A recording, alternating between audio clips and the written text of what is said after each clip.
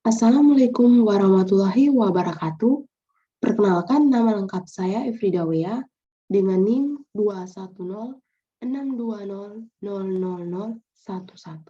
dari Fakultas Ekonomi dan Bisnis.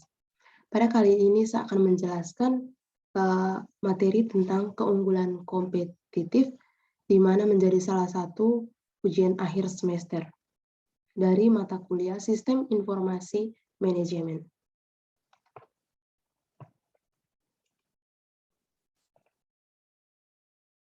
Materinya yang itu merupakan keunggulan kompetitif. Sebelum kita mengetahui lebih lanjut tentang keunggulan kompetitif, perlu kita ketahui yang pertama itu kita harus mengetahui apa sih kira-kira keunggulan kompetitif itu sendiri. Jadi langsung saja. Keunggulan kompetitif itu merupakan kemampuan suatu perusahaan untuk memiliki kinerja yang lebih tinggi dan unggul dibandingkan dengan kompetitor lainnya.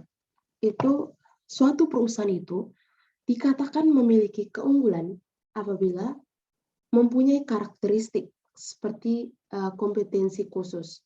Contohnya itu memiliki mutu yang baik, mempunyai saluran distribusi yang lancar, penyerahan produk yang cepat, dan memiliki produk yang terkenal, sehingga perusahaan tersebut dikatakan mempunyai keunggulan yang kompetitif.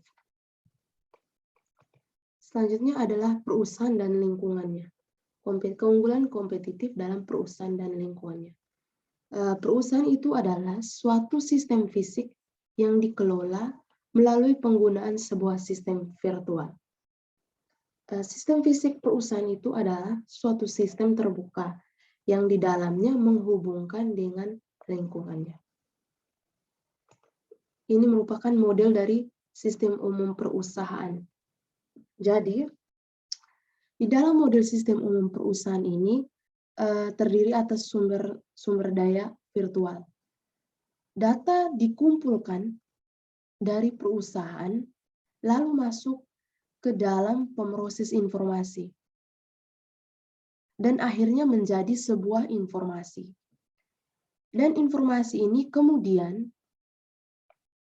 diberikan kepada manajer yang akan melakukan pengambilan keputusan dan yang akan mempengaruhi perubahan-perubahan yang dibutuhkan pada sumber daya fisik. Di sini ada sumber daya fisik. Yang pertama ada sumber daya input. Setelah melakukan sumber daya input, maka langsung ke melakukan pemrosesan transformasi. Setelah melakukan proses transformasi, maka dilakukan sumber daya output. Setelah mengetahui model sistem umum perusahaan, masuk ke 3 arus. Yang pertama itu arus sumber daya fisik, di mana arus sumber daya fisik ini di dalamnya terdapat manusia, material, mesin, dan juga uang. Sedangkan aliran sumber daya virtual itu aliran 2 arah, di mana data dan informasi itu yang menghubungkan perusahaan dengan lingkungan. Dan berikutnya adalah aliran sumber daya lingkungan, di mana aliran sumber daya lingkungan ini meliputi aliran informasi dari pelanggan, aliran bahan baku kepada pelanggan, dan aliran uang kepada pemegang saham. Yang berikut ada 8 sumber daya lingkungan. Yang pertama itu pemasok, yang kedua ada pelanggan, yang ketiga ada serikat pekerja, keempat ada pesaing, yang kelima ada pemegang saham, yang keenam ada pemerintah atau government, yang ketujuh ada komunitas global, yang kedelapan ada komunitas keuangan. Ini semua merupakan sumber daya lingkungan, di mana semua 8 sumber daya lingkungan ini semuanya terpusat pada suatu perusahaan. Jadi di lingkaran tengah ini adalah perusahaan, jadi mengelilinginya ini adalah 8 sumber daya lingkungan. Setelah mengetahui dari 8 sumber daya lingkungan, maka kita masuk pada aliran sumber daya lingkungan. Itu terdapat 6 aliran sumber daya lingkungan. Yang pertama itu ada arus informasi dari pelanggan. Yang kedua, ada arus material ke pelanggan. Yang ketiga, ada arus uang ke pemilik saham. Yang keempat, ada arus mesin dari penyedia atau suppliers. Yang kelima, ada arus manusia dan penyedia. Yang keenam, ada komunitas global dan persatuan tenaga kerja.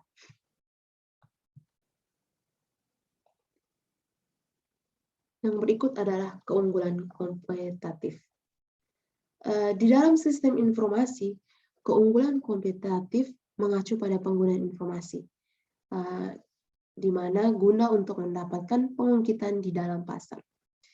Dan perlu kita ketahui juga atau perlu kita ingat bahwa para manajer perusahaan itu menggunakan sumber daya virtual, sekaligus juga fisik, guna untuk memenuhi tujuan strategi perusahaan. Yang berikut ada rantai nilai tenaga kerja. Di sini argumentasi tenaga kerja itu bahwa peluang perusahaan untuk menciptakan keunggulan kompetitif terdapat pada langkah berbeda di rantai nilai. Sedangkan margin itu adalah nilai dari produk dan jasa perusahaan setelah dikurangi dengan harga pokoknya, seperti yang diterima oleh pelanggan perusahaan. Yang berikut adalah perusahaan itu dapat menciptakan nilai dengan menampilkan aktivitas, di mana tenaga kerja menyebutnya sebagai nilai aktivitas.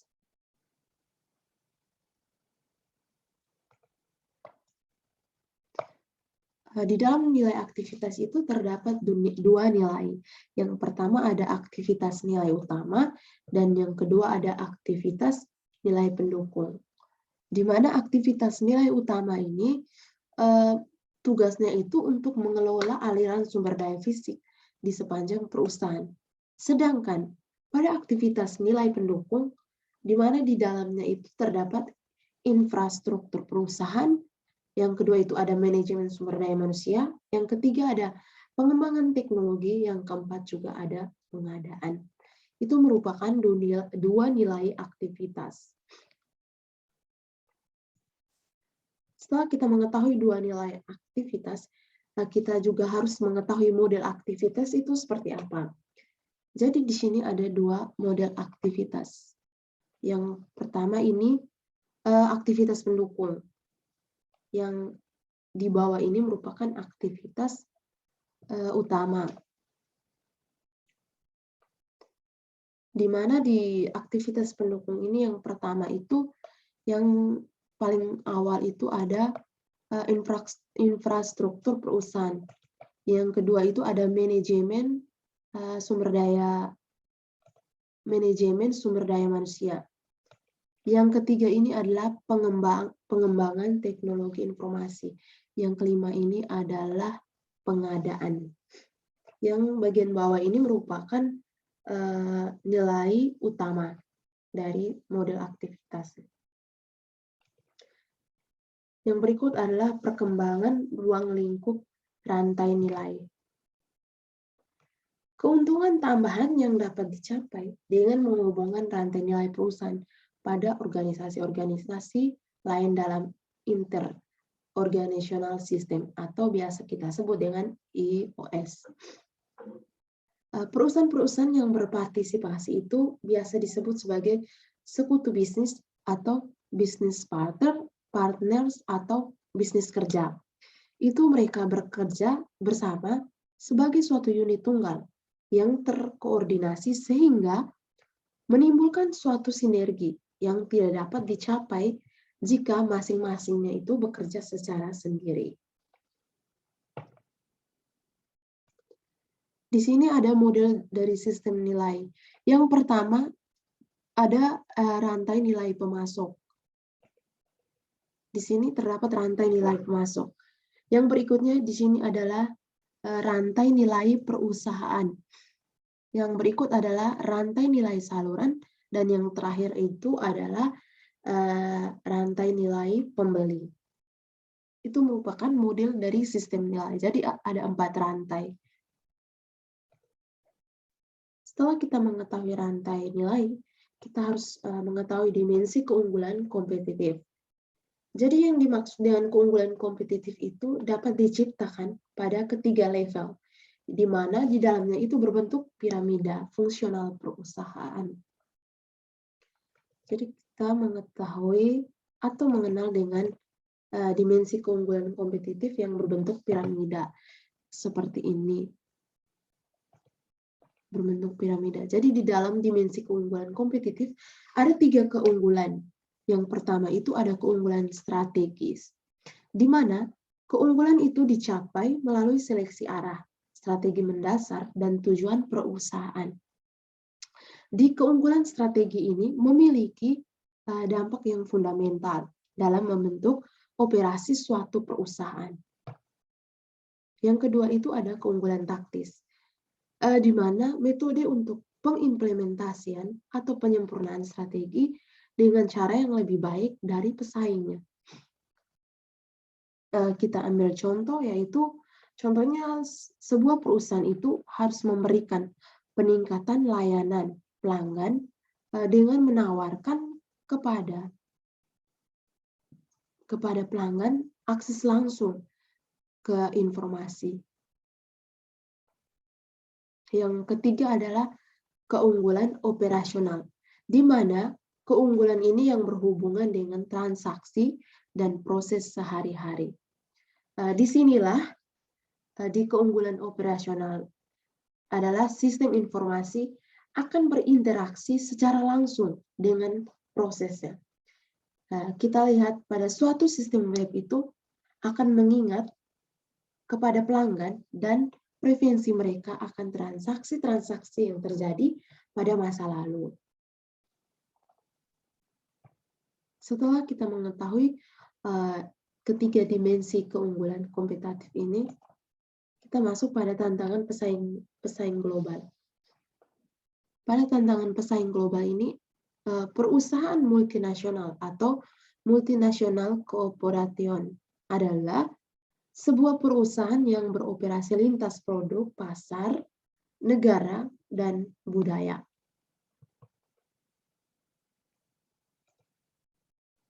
Tantangan pesaing global ini ada perusahaan multinasional, di mana di dalamnya itu terdiri atas perusahaan induk dan sekelompok anak perusahaan. Jadi, pada sekelompok anak perusahaan tersebut dapat tersebar secara geografis, dan masing-masing dari perusahaan anak ini dapat memiliki sasaran atau kebijakan dan prosedurnya sendiri. Yang berikut, proses informasi dan komunikasi berdasar koordinasi itu sangatlah penting untuk sebuah MNC. Kenapa? Karena dikarenakan skala dan penyebaran aktivitas bisnis.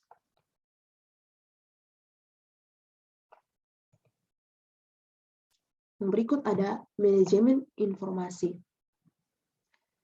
Manajemen informasi itu merupakan pencapaian keunggulan kompetitif melalui penggunaan informasi yang menuntun manajemen yang efektif pada sumber daya. Jadi di dalam manajemen informasi ini ada 7 yang termaksud dalam manajemen informasi. Yang pertama itu ada perangkat keras komputer atau biasa kita sebut dengan hardware. Yang kedua itu ada perangkat lunak komputer. Yang ketiga ada spesialis informasi. Yang keempat di sini ada pengguna atau user. Yang kelima ada fasilitas. Yang keenam ada basis data atau biasa kita sebut dengan database. Yang ketujuh itu ada informasi. Ini merupakan gambaran umum dari manajemen informasi. Di mana sumber daya informasi ini dituntut untuk harus mengelola sumber daya ini agar dapat meraih hasil informasi yang diinginkan dan memastikan informasi yang diperoleh itu dapat diberikan kepada setiap individu dalam bentuk yang tepat, sehingga manajemen informasi ini dapat dikelola dengan baik. Yang berikut ada dimensi setelah kita mengetahui atau mengenal manajemen informasi, kita mempelajari tentang dimensi informasi. Jadi di dalam dimensi informasi ini ada 4 nilai. Yang pertama itu ada relevansi atau keterkaitan, di mana informasi berkaitan ketika ia bersinggungan dengan permasalahan yang ada. Yang kedua itu ada akurasi. Di dalam informasi ini memiliki nilai ketika ia memiliki keakuratan. Yang ketiga ada ketepatan waktu, di mana informasi ini harus tersedia untuk pemecahan masalah sebelum situasi krisis perkembangan atau kehilangan peluang. Yang keempat ada kelengkapan. Jadi di dalam kelengkapan ini, informasi itu harus tersedia untuk menghadirkan gambaran lengkap masalah atau solusi.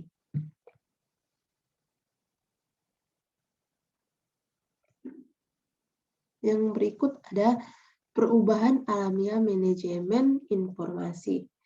Jadi di dalam perubahan alamiah manajemen informasi ini, tugas manajemen informasi menghadapi permasalahan baru sebagai teknologi baru yang dapat membuat proses sistem transaksi gaya lama itu tidak terpakai lagi. Yang berikut ada penggunaan data multimedia.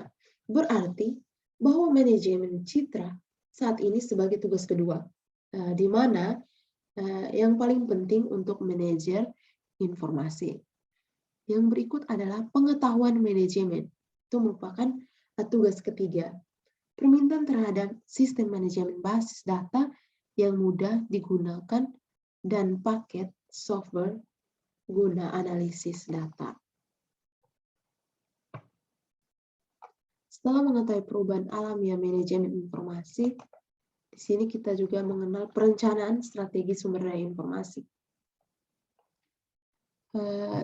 di mana merupakan layanan informasi dibuat sebagai suatu area bisnis utama dan memasukkan manajer puncaknya di dalam satu kelompok eksekutif.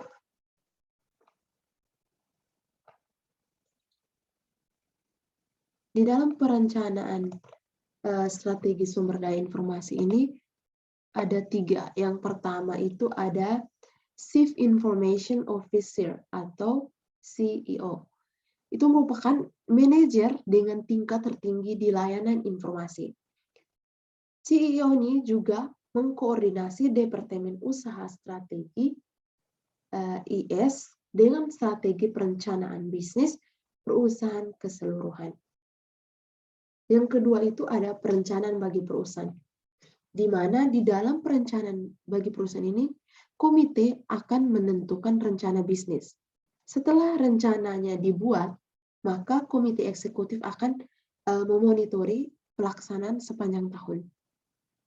Di dalam ini juga, komite juga mengambil suatu keputusan yang ditunjukkan untuk memastikan bahwa seluruh sasaran perusahaan itu akan tercapai dengan baik.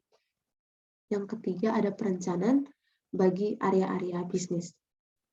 Jadi, pada rencana area bisnis ini akan merinci bagaimana area-area itu akan mendukung usaha ketika perusahaan mencapai sasaran strateginya. Di perencanaan bagi area-area bisnis ini, pendekatan perencanaan strategi untuk sumber daya informasi atau biasa kita kenal juga dengan SPIR, itu adalah pengembangan rencana secara paralel bagi layanan informasi dan perusahaan.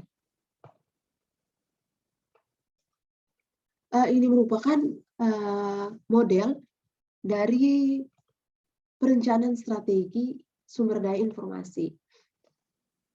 Itu yang pertama itu adalah perencanaan strategi untuk sumber daya informasi. Yang berikutnya ada perencanaan strategi untuk sumber daya pemasaran. Yang berikut yang ada perencanaan strategi untuk sumber daya keuangan. Yang berikutnya ada perencanaan strategi untuk sumber daya produksi. Dan yang terakhirnya itu adalah perencanaan strategi untuk sumber daya manusia.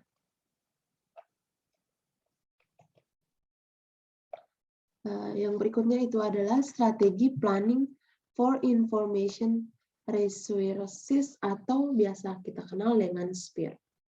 Jadi SPIR itu merupakan pengembangan bersama dari perencanaan strategi untuk kedua perusahaan dan jasa informasinya. Ini merupakan model dari SPIR, di mana di dalam model SPIR ini cara keduanya itu proses perencanaan itu saling mempengaruhi satu sama lain. Jadi antara informasi ini, jadi keduanya ini saling mempengaruhi pada SPIR. Yang berikut adalah strategis bisnis global. Jadi di dalam strategis bisnis global ini terdapat 4 strategis. Yang pertama itu ada strategis desentralisasi pengendali, yang kedua ada strategis pemusatan pengendali, yang ketiga ada strategis pemusatan keahlian, yang keempat ada strategi pemusatan pengendalian dan pendistribusian keahlian.